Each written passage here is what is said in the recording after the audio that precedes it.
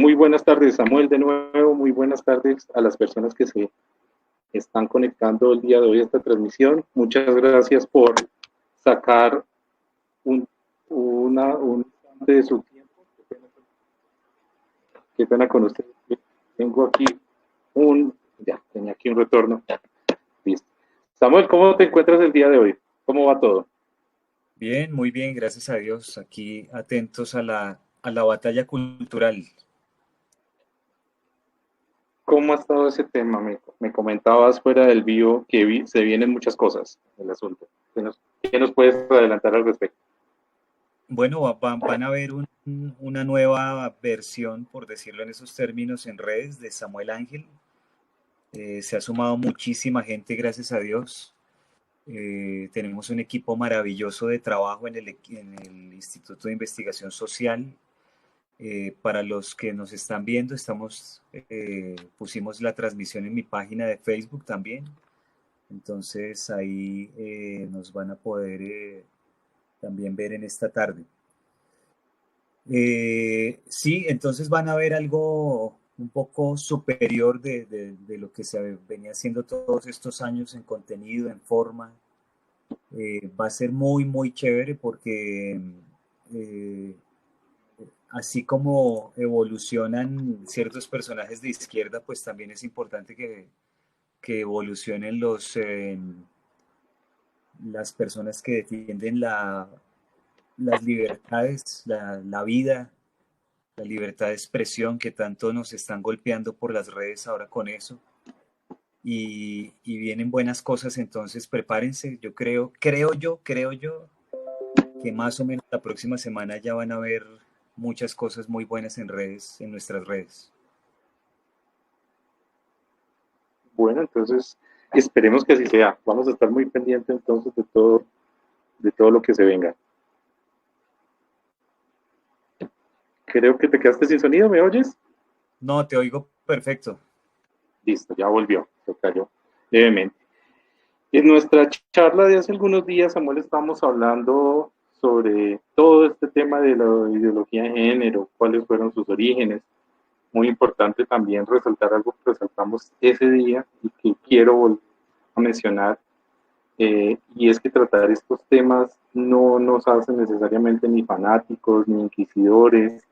Tampoco por tratar estos temas significa que está uno en contra de los derechos o en contra del ciudadano que asimismo se considera homosexual. Yo creo que eso es muy importante aclarárselo de nuevo a todos y cada una de las personas que nos están viendo y que nos van a ver por nuestros respectivos canales de YouTube. Aquí la molestia realmente y la batalla se da, uno, en términos de ideas frente a esa ideología que primero que todo no es científica y segundo tiene finalidades de orden electoral y sobre todo de orden totalitario en contra de las libertades individuales, que resultan bastante molestas para nosotros como liberales en mi caso. Yo sé que estás de acuerdo totalmente con esa apreciación. Sé que no me equivoco. Sí, nosotros no atacamos a la persona, al ciudadano homosexual, de hecho no atacamos a nadie, simplemente ponemos un poco el dedo en la llaga en el asunto de los colectivos políticos de extrema izquierda LGBT que han secuestrado el discurso de las reivindicaciones supuestamente de los homosexuales, pero si tú te das cuenta, nunca mencionan a los homosexuales, sino son las mismas reivindicaciones LGBT, es decir, las reivindicaciones de un grupo político en nombre de un sector de la población que muchas veces no tiene ni siquiera nada que ver con ellos.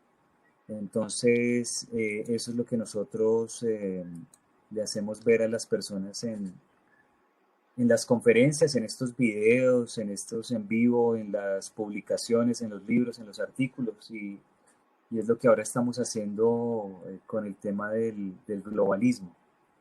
Es muy curioso porque cuando tú hablas de estos temas tratan de deslegitimarte de cualquier manera. Por ejemplo, Colombia Check una página que dice que es chequeador de noticias, o sea, ellos nos dicen qué es lo verdadero y qué es lo falso, y son financiados por Ujú. Soros. Resultó diciendo que yo era pastor cristiano, que yo estaba contra la supuesta ideología de género y que decía un poco de mentiras, y empezaron a hablar de un video mío que es de otro tema. Estaba hablando del tema de China y de cómo se esparció el virus. Entonces ellos buscan enlazarte lo que sea, ponértelo en el cuello como sea, para deslegitimar algo Tener un que voz. estamos diciendo que es completamente lícito, y es que respeten a nuestros niños, que no queremos que secuestren la educación, que no queremos que se entrometan ciertos organismos en nuestro país, rompiendo eh, las libertades y las decisiones de nuestro propio país, como lo hace permanentemente la ONU.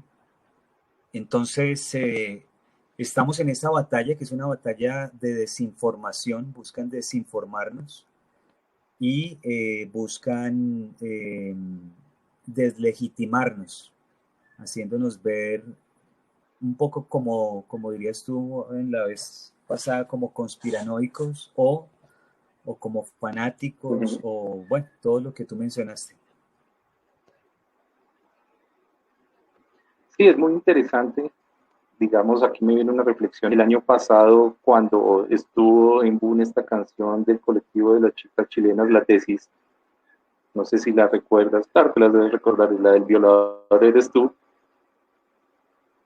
En lo personal me sentía bastante molesto. Uno, porque pues digamos por mi cabeza jamás pasaría la idea de violar a una mujer. Sin embargo, este tipo de colectivos feministas están diciendo que todos los hombres, sin distingo, somos unos violadores en potencia.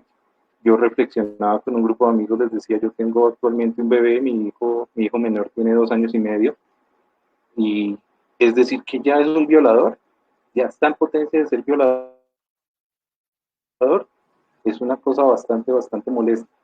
He podido notar que no, particularmente la ideología de género, y aquí abro un paréntesis, digamos, no soy feminista, pero tampoco soy antifeminista, es decir, me parece que hay que reivindicar ese feminismo de la primera ola, una cosa bastante interesante, la primera ola del feminismo, esa, esa reivindicación básicamente por los derechos políticos de la mujer, esa primera ola del feminismo que buscaba darle a la mujer igualdad política e igualdad de derechos frente al hombre, cosas que hoy para nosotros son tan simples como que la mujer pueda heredar, como que la mujer pueda hacerse cargo de su vida, como que la mujer tenga derecho al sufragio universal, me parece que eso hay que reivindicarlo y hay que mantenerlo.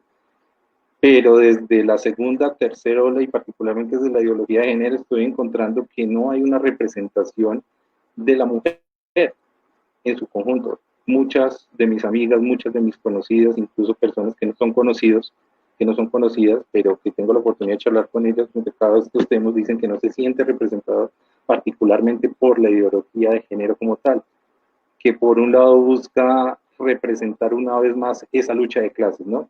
Como ya no funcionó el discurso entre el obrero y el proletario, entonces ahora llevemos esa dialéctica materialista al hombre contra la mujer, al ciudadano heterosexual contra el ciudadano homosexual, e incluso llevémoslo hasta el hogar en contra del padre contra sus hijos, o incluso del esposo contra la mujer.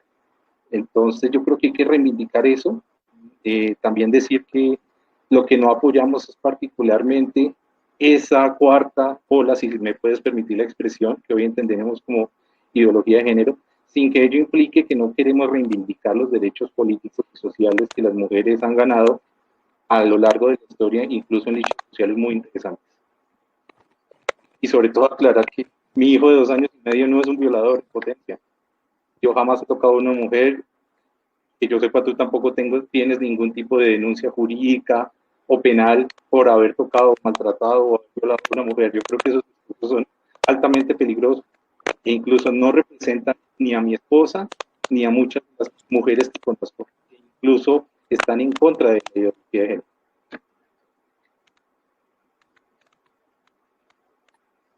Así es. Yo al final te oía un poquito, como con un poquitín de interferencia, pero todo lo demás te lo entendí perfectamente. Y, y sí, el, el feminismo marxista que nace con Engels eh, lleva la lucha de clases al interior del hogar para acabar con la familia, que es un propósito que los comunistas se ponen desde el mismo manifiesto comunista, lo dicen taxativamente. Lo vimos un poquito la vez pasada, cuando hablamos hace algunas semanas, que cuando Marx y Engels dicen literalmente querer abolir la familia, hasta los más radicales se indignan ante este infame designio de los comunistas. Lo dice literalmente el manifiesto comunista. Entonces, es algo que eh, ha golpeado a la civilización occidental de una manera abrumadora. El daño que ha hecho el feminismo marxista ha sido, digamos, demoledor en la sociedad.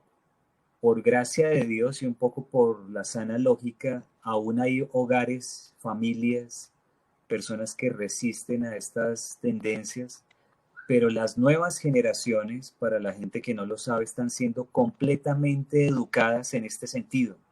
Es decir, si usted cree que tiene una familia muy bonita y que porque usted tiene una esposa muy bonita me refiero muy hogareña, respetuosa del hogar, y que así mismo son sus hijos porque usted es así, si usted no despierta ese letargo, se va a golpear muy fuerte porque las escuelas, tanto públicas como privadas, están educando a sus hijos y a sus niñas con este tipo de ideas. Es increíble.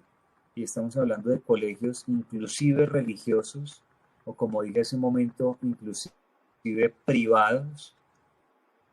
Es decir, hay personas que dicen, yo pago, tenga que pagar la mejor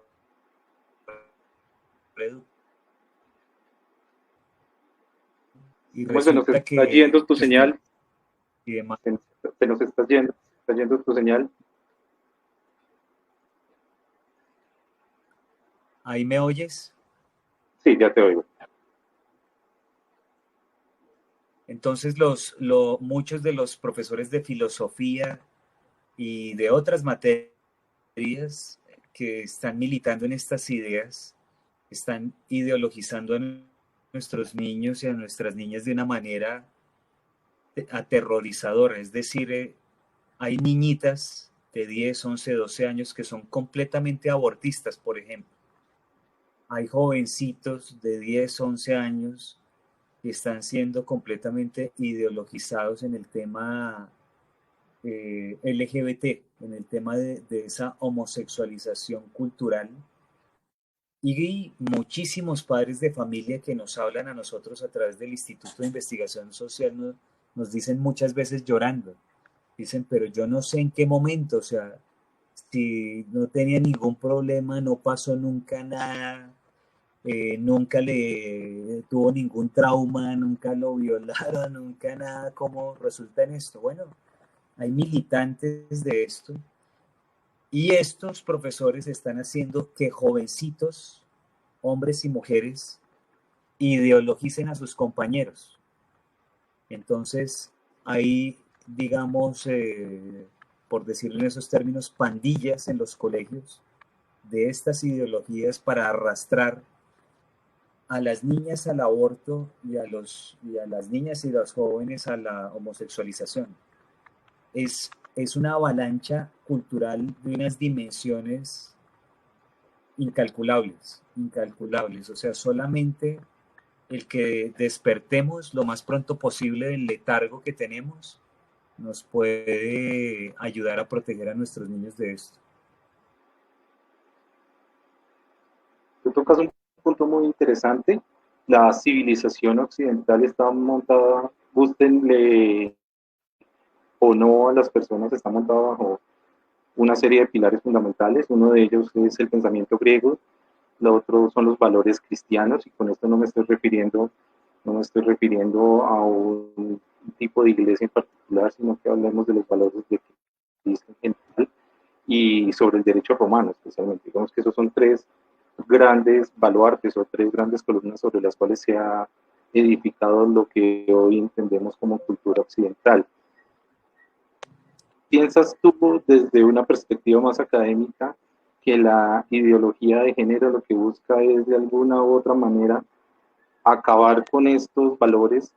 Un término que está tan de moda hoy en día que no se usaba hace años, que es la deconstrucción, y hacer una suerte de tabula rasa de hoja en blanco para reconstruir unos valores nuevos que propendan por, sobre todo, la construcción de una idea hegemónica y totalitaria. ¿Podríamos afirmar esto?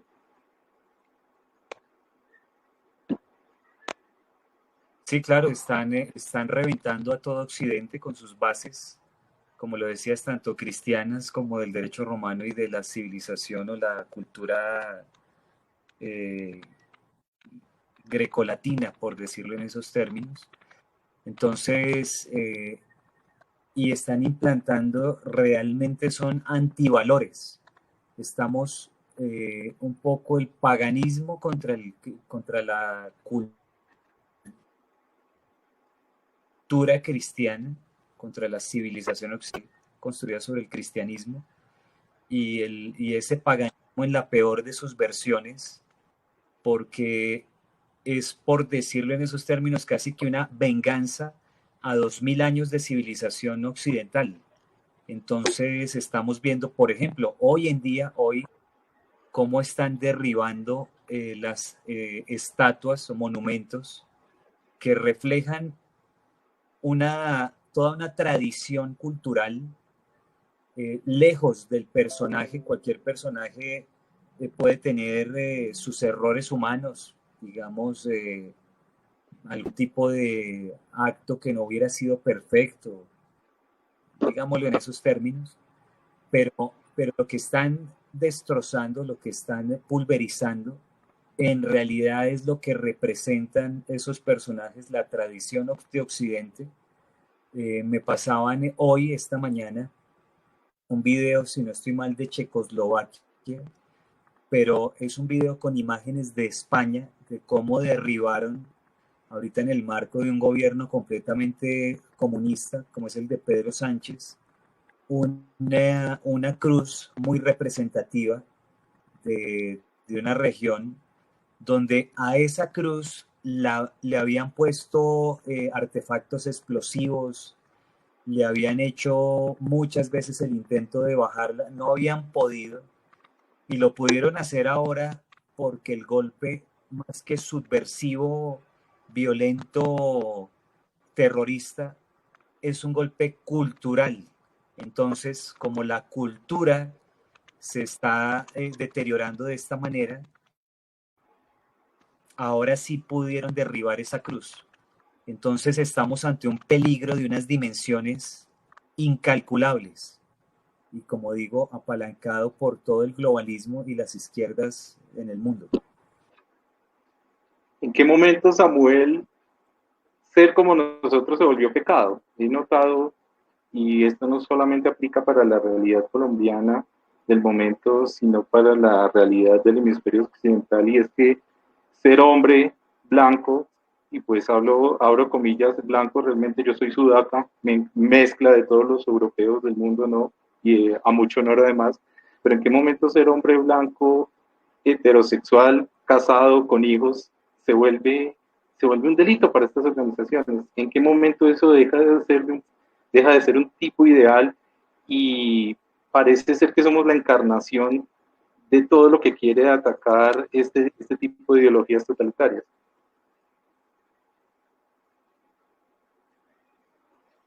Claro, ellos están golpeando el imaginario.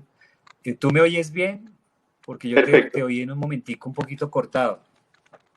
Ok, te repito la Ah, pregunta. bueno. Ellos están golpeando. No, yo te la escuché bien. Perfecto, sigamos. Te decía que cuando Antonio Gramsci en Italia, que es un reformista del marxismo clásico, dice que el tema no debía ser únicamente materialista, sino que debíamos ir a través de la, porque escribió esos libros en la cárcel, lo echaron a la cárcel porque cometió un crimen por el cual debería echarse a la cárcel hoy también a la gente, y era que era comunista.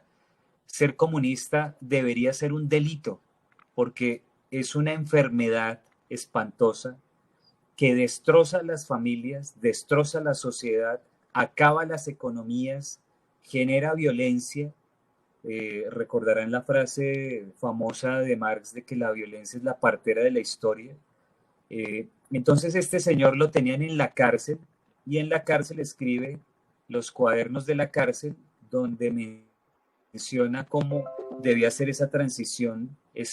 Habla, digamos, para resumirlo, de los errores de Marx cuando habla solamente de que el marxismo es materialista y se refiere a que debería ser también cultural, y entonces empiezan a golpear la cultura, la educación, la iglesia, todo lo que represente el mundo de las ideas, para que a la hora de secuestrar ese mundo de las ideas generan una hegemonía que hace que las personas se cambien su manera de actuar, y pidan el socialismo a gritos sin darse cuenta. Inclusive es una frase literal de esa estrategia, que pidan el socialismo a gritos sin darse cuenta. De ahí que hoy en día, dadas las diferentes vertientes que han tomado estos colectivos y estos grupos, porque lo que han buscado es segmentar la sociedad, y eso lo decía también Antonio Gramsci, y es que el sujeto de la revolución no tenía que ser simplemente el proletariado, sino que podía ser todo tipo de clases que ellos consideraban, digamos, con falta de reivindicaciones en la sociedad. Entonces, el proletariado, prostitutas, los ladrones, todo tipo de subclases que pudiéramos generar. Entonces estamos en un momento muy difícil, porque ya después de los años 20, 30, que fue la época de Gramsci, ha pasado casi 100 años, donde la influencia ya la estamos sintiendo de una manera colosal. Desde los 60, Marcuse, que generó toda esa revolución cultural, fue el padre de los revolucionarios de los 60, con el famoso Mayo del 68 en Francia, y toda esta generación mariera hedonista, que volvió más hedonista. Entonces estamos viviendo, recogiendo los frutos del trabajo de tantos años de estos intelectuales comunistas de izquierda, que han apuntado a todo lo que represente Occidente. Entonces, claro, acá en nuestro contexto latinoamericano, si tú tienes una apariencia blanca, eres hombre, como lo mencionabas hace un momento, entonces te asocian o al macho opresor o al europeo expoliador. Cualquiera de las dos aplicas, y por eso tienes que ser perseguido.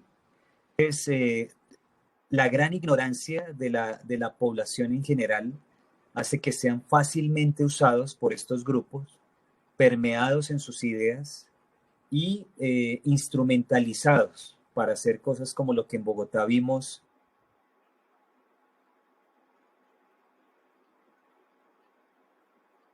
Te nos fuiste, Samuel.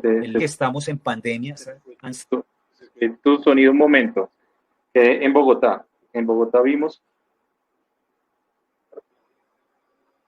En Bogotá vimos el lunes festivo pasado, cómo grupos de jóvenes que se supone que estamos en una cuarentena por el tema de la pandemia, sí pueden salir a vandalizar, por ejemplo, estaciones de Transmilenio, que una estación de Transmilenio tiene un objeto y es darle la posibilidad de transportarse a una persona que no tiene la posibilidad de tener un automóvil, que no tiene la posibilidad de acceder a ciertas opciones de transporte que sí pueden acceder otros sectores de la población. Es decir, están atacando a la población que se supondría, dicen, defender, que es la gran incoherencia de los comunistas.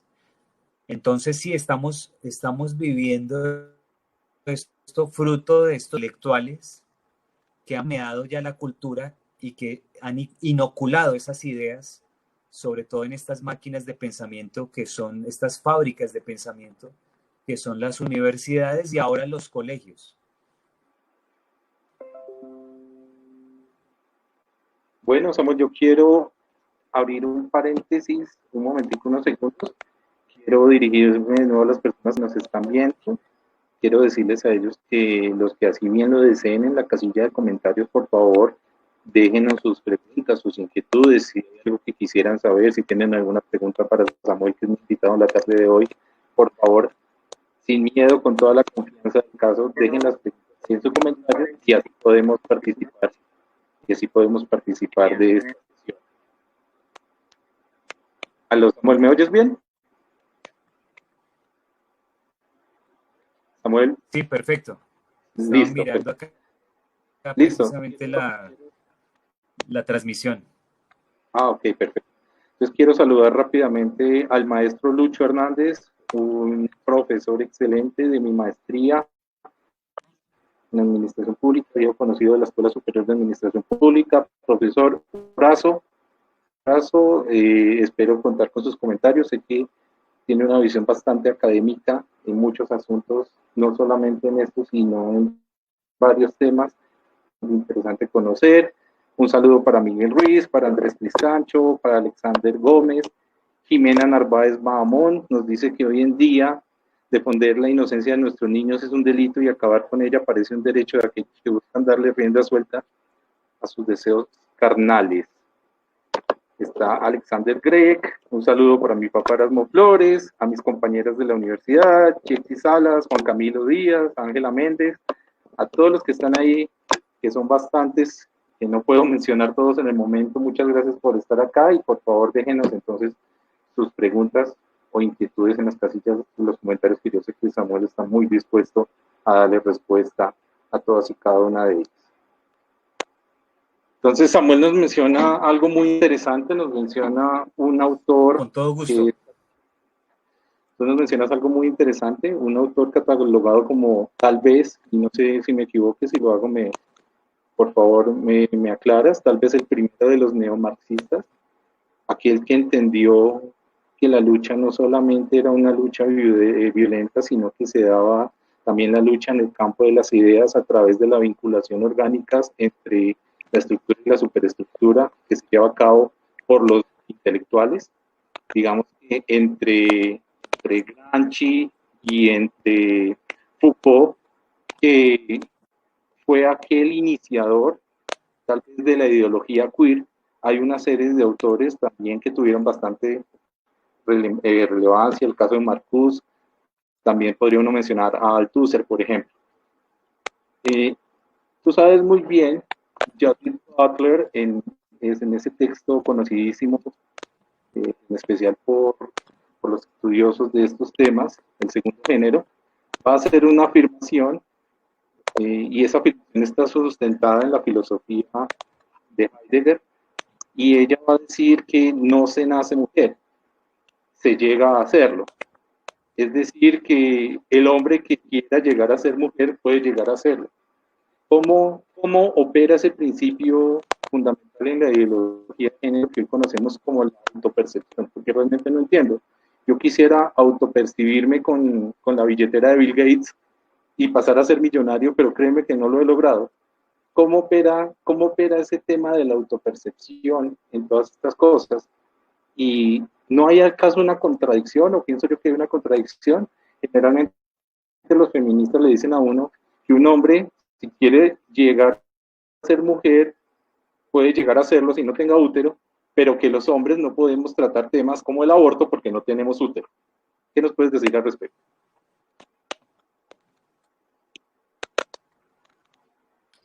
Se te fue la señal un momentico, Ok, pero también te ¿dónde entendí quedaste? la pregunta. Ah, ok, perfecto. La, la, la autopercepción en mi concepto funciona como el proceso revolucionario express, es decir, Marx y Engels hablaban de que el comunismo se iba dando por fases, primero iba el socialismo, luego el comunismo, eh, y venía pues la dictadura del proletariado. En el caso de la autopercepción, en mi concepto es la revolución, el proceso revolucionario de manera express, porque yo digo que soy lo que yo me autopercibo ser.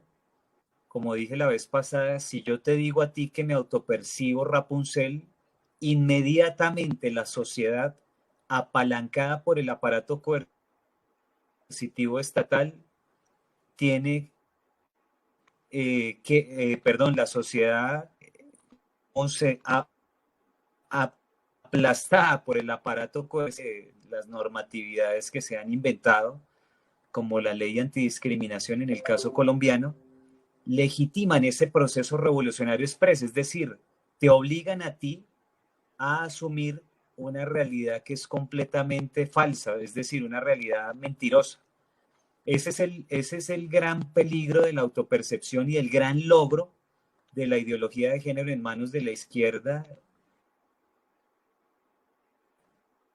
y, bueno, y de algunos segnos de la derecha, eh, porque si a ti te dicen que el señor, bueno, acá en Colombia hay varios personajes, pero hagámoslo conmigo como ejemplo. Si yo, el señor Samuel Ángel, se autopercibe Rapunzel y la sociedad tiene que asumir que es Rapunzel, pues ese es el proceso revolucionario express y totalitario, totalmente totalitario. Es decir, tú tienes que arrodillarte y asumir que eso es así porque esa persona lo dijo. Entonces, yo creo que Marx y Engels eh, resucitarían de felicidad al ver cómo la izquierda evolucionó para llegar a algo como la ideología de género y el concepto de autopercepción, porque es que el concepto de autopercepción manda al carajo todo ese proceso que se inventó Marx y Engels, donde supuestamente se llegaba a la dictadura del proletariado después de unas diferentes fases.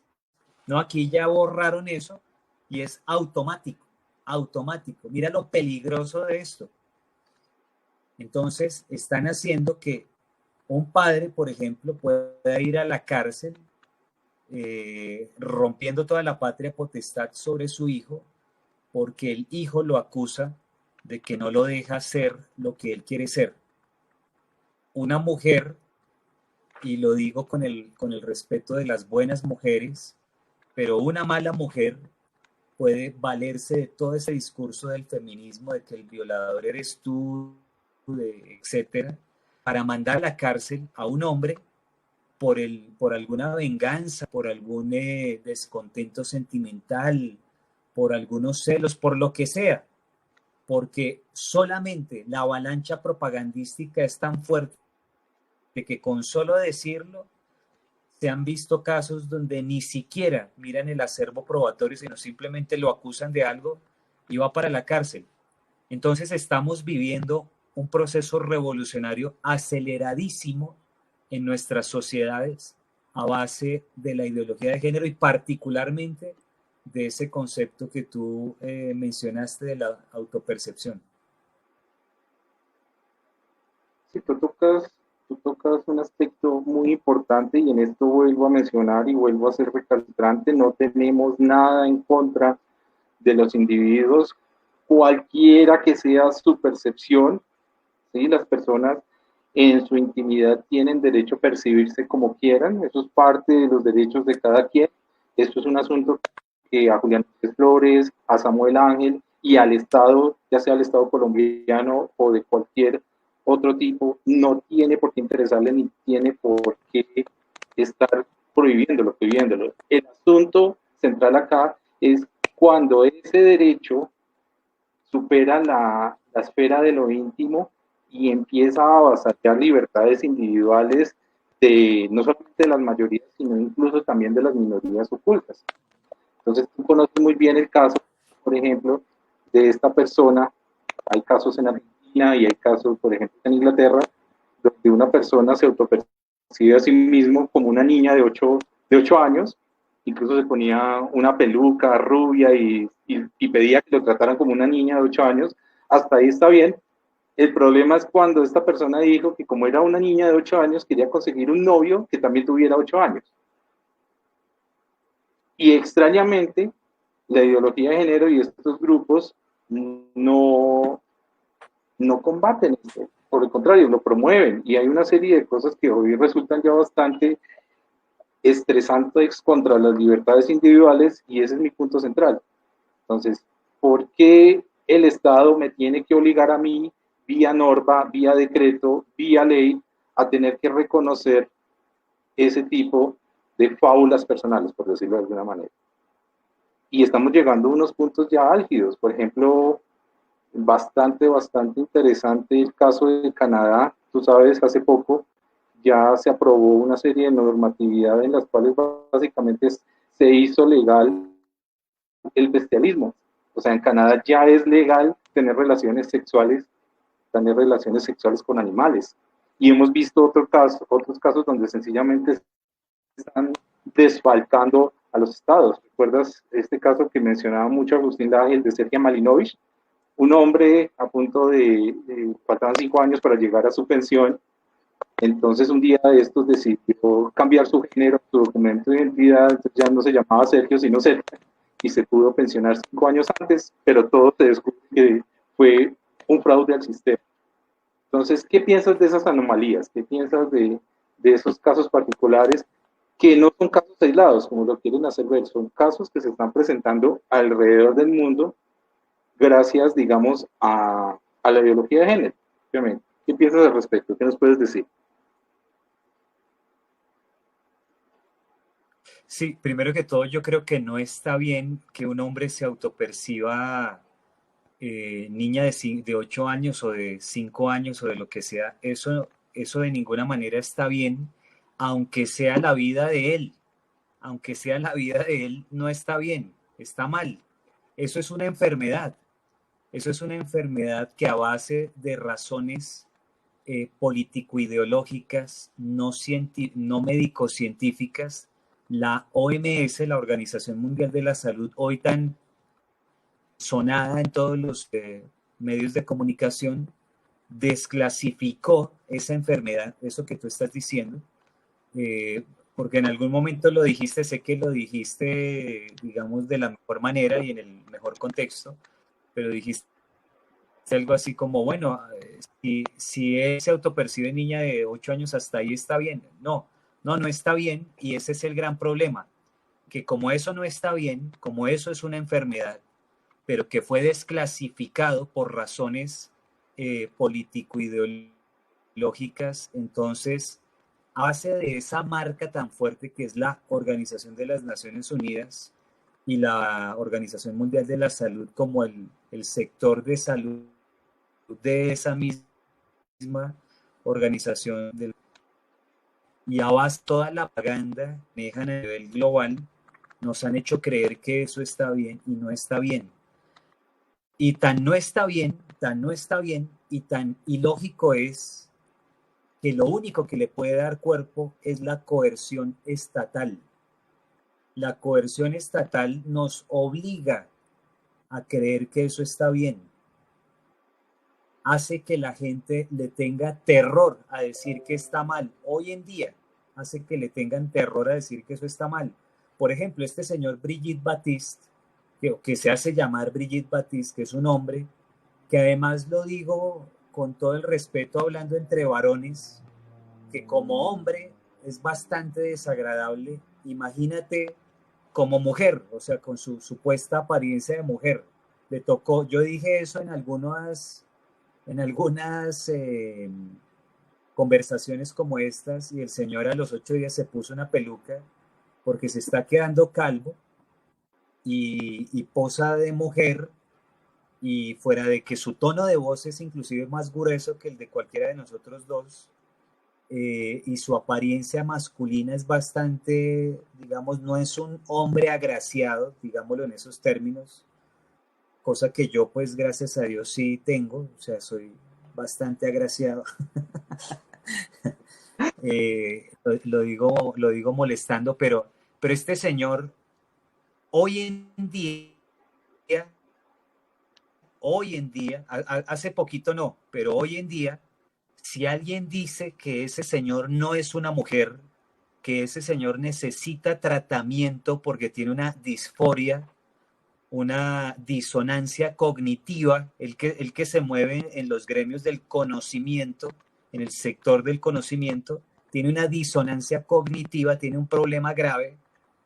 Hoy, si alguien dice eso, prácticamente sería apaleado y llevado a la hoguera, ¿no? Entonces, es tan fuerte el nivel de las organizaciones tanto nacionales como internacionales que han venido algo que es inconcebible, ilógico, irracional, anticientífico, médicamente caracterizado como una enfermedad, que lo único que le da cuerpo es ese aparato estatista, y en el caso a nivel internacional, digamos que ese aparato que se ha generado con los años, que se convirtió en la Organización de las Naciones Unidas, que es todo un aparato coercitivo que obliga a los países a arrodillarse a esto. Yo quiero decirles una cosa, desafortunadamente Colombia no está gobernada por el señor Iván Duque, está gobernada por la ONU. Hoy, hace unas cuantas horas, el informe de cuántos cultivos ilícitos hay en el país no lo dio el presidente Duque, no lo dio el ministro de Defensa, no lo dio el Ministerio de Salud, digamos, que tuviera que ver con el tema de salud. No. Lo dio la ONU. La ONU le está contando a los colombianos cuántos cultivos ilícitos hay en el país, ¿sí? Entonces ustedes dirán, ¿pero qué tiene que ver la ONU con los cultivos ilícitos, con la ideología de género? Bueno, les voy a explicar. La pandemia ha generado que todos nuestros países, no solamente Colombia, se endeuden con uno de los enlaces, una de las organizaciones que trabaja con la ONU, que hace prácticamente parte de la ONU, que es el Banco Mundial.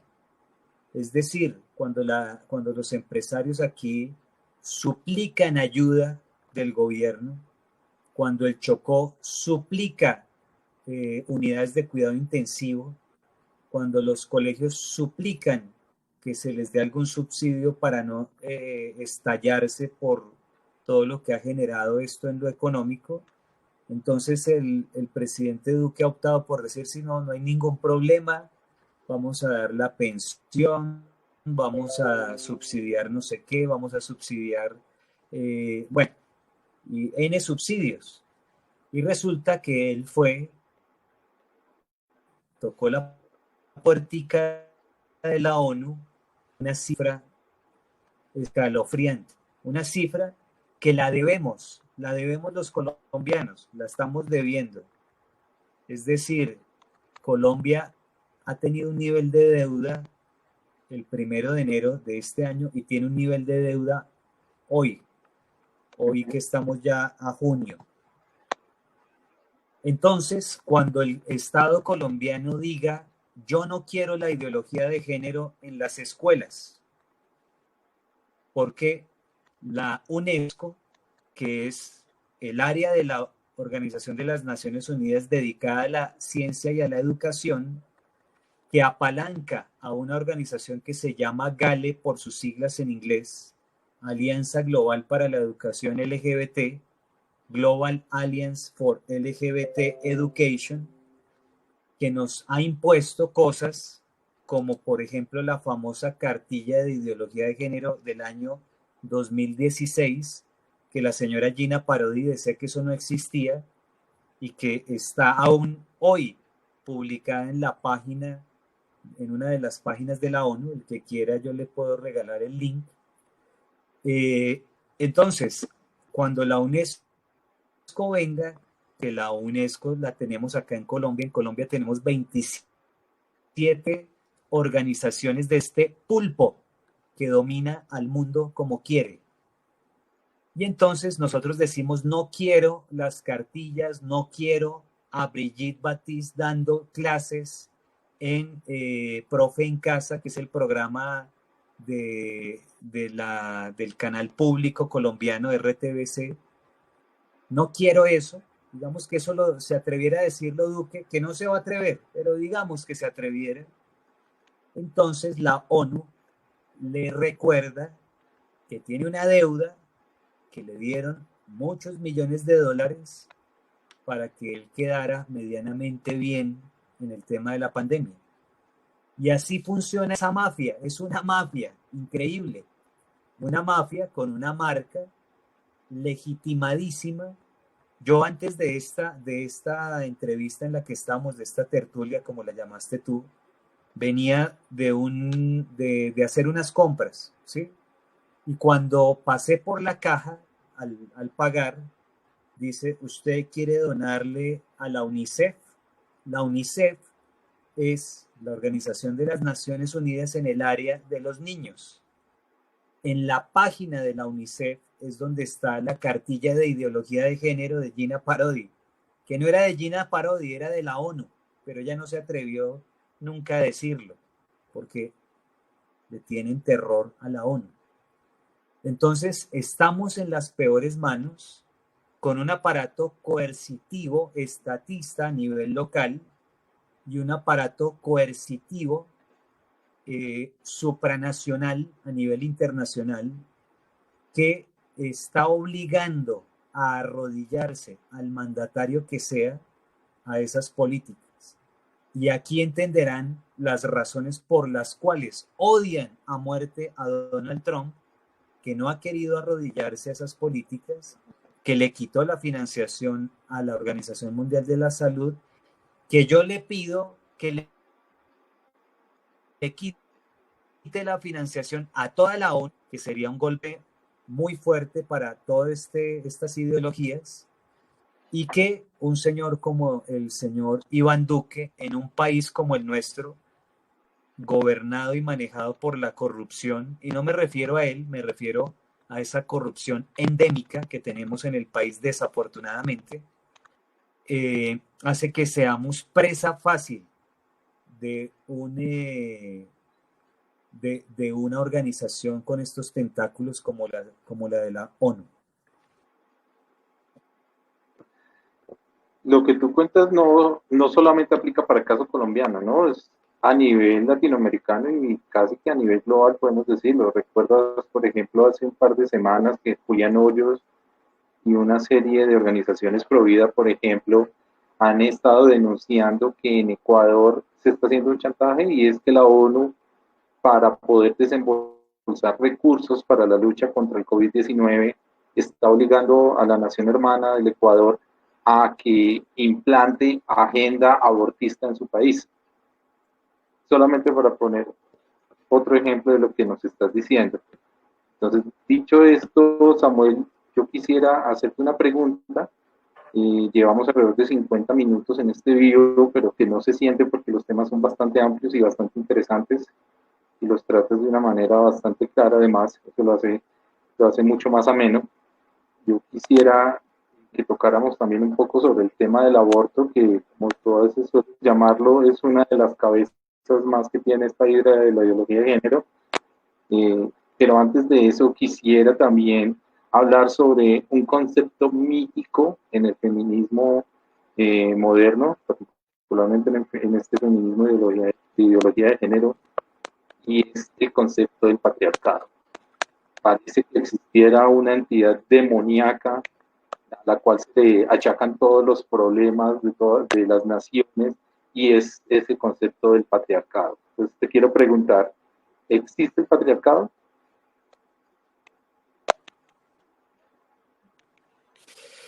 El patriarcado es otra de estas palabras usadas para la dominación. Hay un libro que se llama Manual para convertirse en un fascista, de una autora italiana que se llama Michelle Morgie, si no estoy mal, donde habla de cómo a través del lenguaje podemos dominar. Entonces, dice, ¿para qué derribar las instituciones si con dominar el lenguaje podemos tener el control de la sociedad? Entonces, hay palabras como esa de patriarcado que ya a estas alturas está empezando a asustar a la gente porque si bien la palabra en sí misma no tenía una carga negativa como la que le ha venido imprimiendo, inoculando la izquierda en los últimos años, hoy en día sí la viene adquiriendo, dado que le echan la culpa a algo que llaman el patriarcado, que las mismas que lo dicen no saben a qué se está refiriendo, que es el opresor que casi que roba la libertad de poder asesinar al hijo que tienen en su vientre, o, eh, o el heteropatriarcado, porque se puede combinar, ¿no? O sea, le podemos combinar otras cosas, que hace que haya una dictadura heterosexual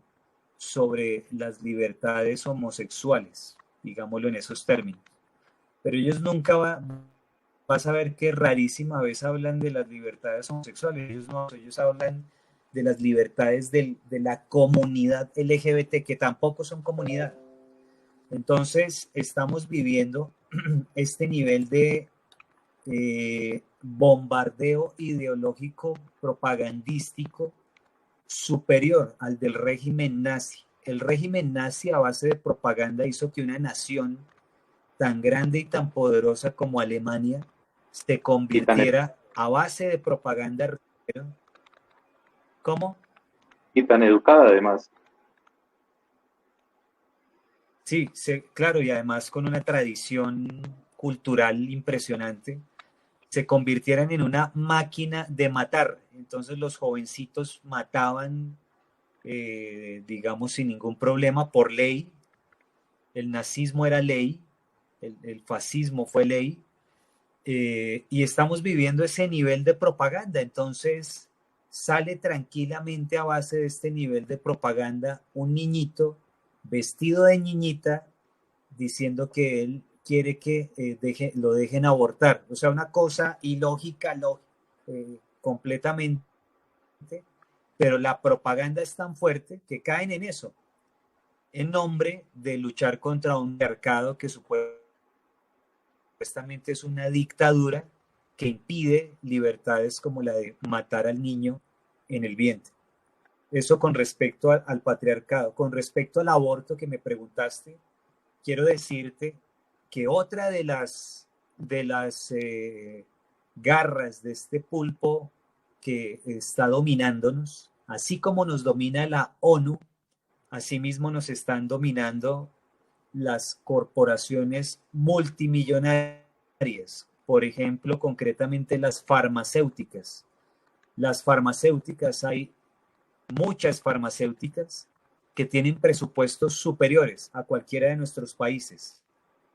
Con esto lo que quiero decir es que el poder económico contra el que nos enfrentamos es de unas dimensiones desproporcionadas, que hace que los congresos de nuestros países o las cortes constitucionales y los grupos de presión en la base tengan una financiación de unos niveles que genera toda esta propaganda pro-abortista, que ahora te está diciendo que tú eres un macho violador y que en nombre de esa victimización, igualito a como lo hizo Hitler, porque Hitler para hacer lo que hizo se victimizó, eh, nos implantaron el aborto y nos lo quieren implantar en todas las circunstancias. Es una dictadura de la mano de la ONU y de la mano de las farmacéuticas, siendo un negocio que yo me atrevo a decir que es superior en resultados económicos al narcotráfico. El aborto es un negocio de unas dimensiones incalculables. Yo quisiera atrasar un poquito la película, simplemente para aclarar, desde mi opinión personal, el patriarcado no es una categoría científica.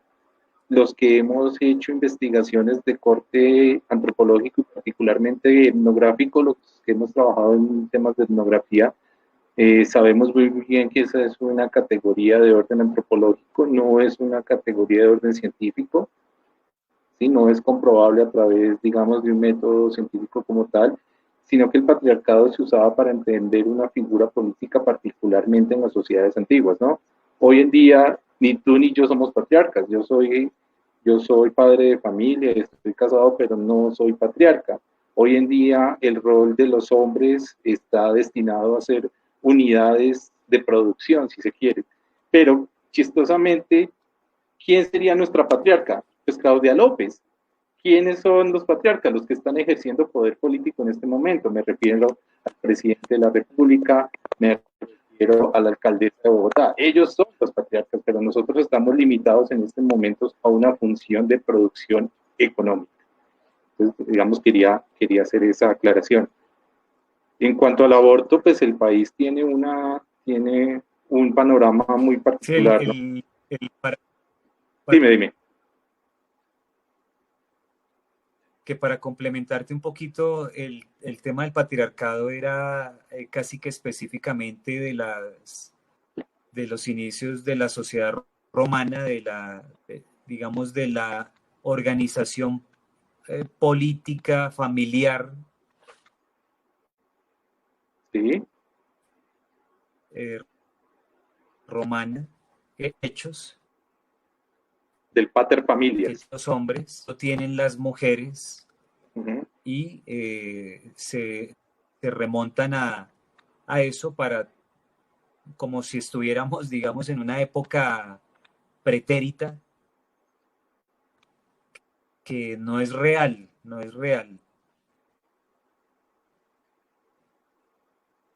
Sí, efectivamente, lo mismo el concepto se ha usado por varios antropólogos para estudiar el caso de las culturas antiguas, de las civilizaciones antiguas y en el caso de nuestras actitudes de las culturas precolombinas.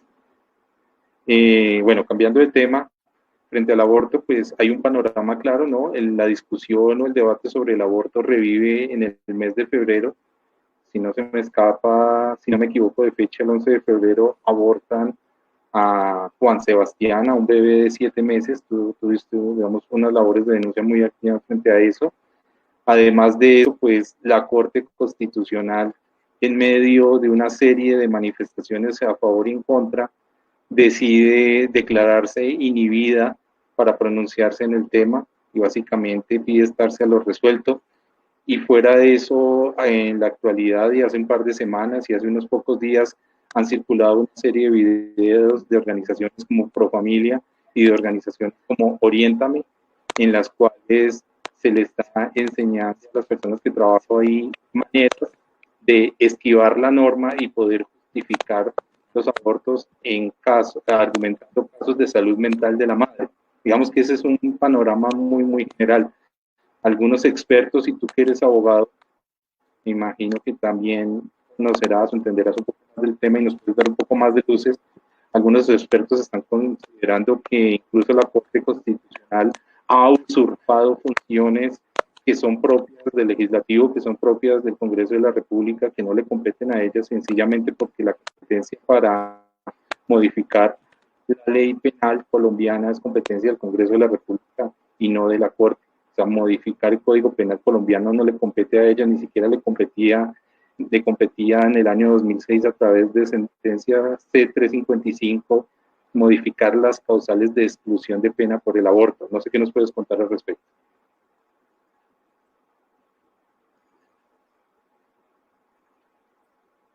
Sí, más o menos el año 1997 la Corte Constitucional misma escribe a través de sus magistrados diciendo que hay temas hasta donde ellos pueden llegar, pero que más allá de eso no les corresponde. Sin embargo, con el señor Carlos Gaviria y toda esta generación de extrema izquierda que se metió allá a la Corte Constitucional, le dieron un giro a la visión de la Corte con algo que se llama el neoconstitucionalismo, donde básicamente lo que dicen es que el juez puede ser creador de derechos, de derecho, y se inventan toda esta nueva jurisprudencia legitimando la muerte, legitimando todos los temas LGBT, legitimando la muerte, tanto aborto como eutanasia, y legitimando otra serie de arbitrariedades que lo han venido haciendo de manera sistemática y de manera casi imparable en el país. Entonces, sí, la Corte se ha venido usurpando el papel del legislativo, lo ha venido haciendo de manera descarada, y pues hacen parte de todas estas ideas que hemos venido mencionando durante este encuentro, que son las ideas del globalismo, que son las ideas de la izquierda, que son ideas completamente anticientíficas, que son ideas completamente, en el caso del aborto y de la eutanasia, que apostatan del juramento hipocrático en el caso de la medicina. Recuerdo un debate que tuve con unas feministas en la universidad una universidad franciscana, se me escapa el nombre en este momento, y ¿En qué país? en algún momento nos preguntó el público que en qué momento comenzaba la vida, digamos, en el vientre, en qué momento hay vida, digamos. Entonces, pues yo dije con sobrado conocimiento que muchos estudios confirman que la vida comienza desde la concepción. Una de estas muchachas me llamó mucho la atención, se me grabó la respuesta de ella porque dijo, para ver en qué momento comienza la vida tenemos que remitirnos a lo que nos dice la Corte Constitucional. Según la Corte Constitucional, la vida comienza. Entonces, mira, la Corte Constitucional ha usurpado no solamente el ámbito legislativo, sino el ámbito de la medicina, el ámbito de la educación, ha venido secuestrando sectores que no le correspondían. Dicen que entre la Corte Constitucional y la Constitución no cabe ni el ancho de una hoja. En realidad lo que cabe son orangutanes, micos, dinosaurios, quincones, porque lo que han hecho, lejos de ser los protectores de la Constitución, como lo dice la misma Constitución al referirse a la función de la Corte Constitucional, lo que han hecho es apostatar vilmente, me atrevería a decir que criminalmente, de la Constitución, fruto de que están en manos de ideólogos y de villas de izquierda. Bueno, Samuel, llevamos más de 1 hora y 5 minutos en este momento en esta charla. Yo creo que este tema nos daría para muchas charlas de mucho más tiempo, pero pues infortunadamente sé que tú también tienes muchas otras obligaciones y no quiero abusar más de tu amabilidad y todo este tiempo que nos has brindado. ¿Qué te parece si respondemos una pregunta para darle cierre a nuestra charla? Hay una pregunta que nos hace Jimena Narváez Bahamón. Ella escribe con un tono muy preocupada, dice que si hay alguna ley que nos ampare y nos permita defendernos y defender a nuestros hijos. Me parece una pregunta muy válida. ¿Qué debemos hacer para proteger a nuestras familias y sobre todo para proteger a nuestros hijos de toda esta oleada progresista y de toda esta oleada de ideología? Pues mira, a nosotros nos toca un poco jugarles como ellos nos han jugado, es decir, hay un instrumento, digamos, que es expedito en Colombia, que es la tutela. Para las personas que nos están escuchando o viendo de otros países, se les llama en algunos países el derecho de amparo, que de la mano de la Constitución podemos usar para precisamente amparar, tutelar nuestros derechos. Ningún colegio puede usurpar el papel que los padres tienen sobre sus hijos a través de algo que se llama la patria potestad. Nosotros podemos y debemos defender la libertad de expresión y la libertad de prensa, cosa que, por ejemplo, a mí me ha tratado de vulnerar Colombia Check, ¿sí? Y así en cada uno de los aspectos. Los médicos no están obligados a asesinar. Los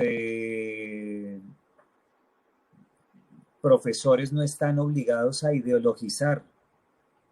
He visto varios casos de médicos completamente conflictuados, es decir, al límite del borde del ataque de nervios, como dice una película, porque dicen: yo no estudié para asesinar, yo no voy a ejecutar ni de manera directa ni indirecta un aborto. Entonces, pues, a lo que tenemos es la tutela. Y digo la tutela porque la Constitución menciona estos derechos que he mencionado. Por ejemplo, la libertad de culto. Está la tutela. Por ejemplo, todo lo demás que he mencionado. Y lo otro es que tenemos que estar muy, muy informados, estar en contacto entre nosotros y casi que actuar en bloque para que no se aprovechen de nuestra ingenuidad a veces y creemos de nuestra soledad. Resulta que la gran mayoría de la sociedad piensa como nosotros, pero a base de propaganda la tienen coartada, la tienen anestesiada, la tienen asustada.